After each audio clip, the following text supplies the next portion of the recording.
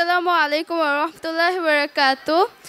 আমার নাম তাজিবা ইসলাম তাসফি। আমি রাবা আইডিয়াল ক্রিয়েটিভ মাদ্রাসার একজন ষষ্ঠ শ্রেণীর একজন শিক্ষার্থী।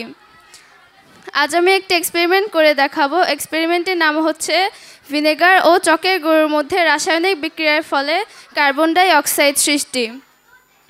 এই এক্সপেরিমেন্টটি করতে আমাকে সহযোগিতা করেছেন আমাদের রাবা আইডিয়াল ক্রিয়েটিভ মাদ্রাসার বিজ্ঞান শিক্ষক আসাদুজ্জামান তামিম স্যার।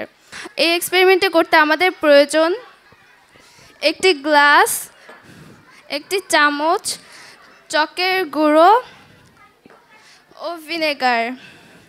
প্রথমে আমরা গ্লাসটিতে কিছু পরিমাণ চকের গুঁড়ো নিব।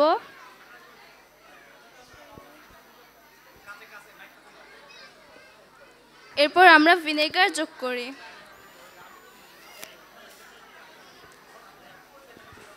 আমরা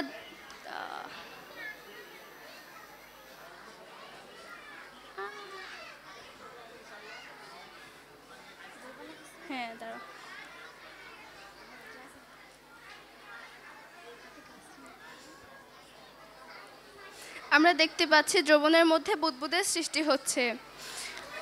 চক যা মূলত ক্যালসিয়াম কার্বনেট, ভিনেগার হচ্ছে অ্যাসিটিক অ্যাসিড। ক্যালসিয়াম কার্বনেট ও অ্যাসিটিক অ্যাসিডের মধ্যে রাসায়নিক বিক্রিয়ার ফলে ক্যালসিয়াম অ্যাসিটেট, পানি ও কার্বন ডাই অক্সাইড সৃষ্টি হয়। মূলত এই কারণেই বুদবুদের সৃষ্টি হয়েছে। ধন্যবাদ সকলকে। আসসালামু আলাইকুম ওয়া রাহমাতুল্লাহি ওয়া বারাকাতুহু।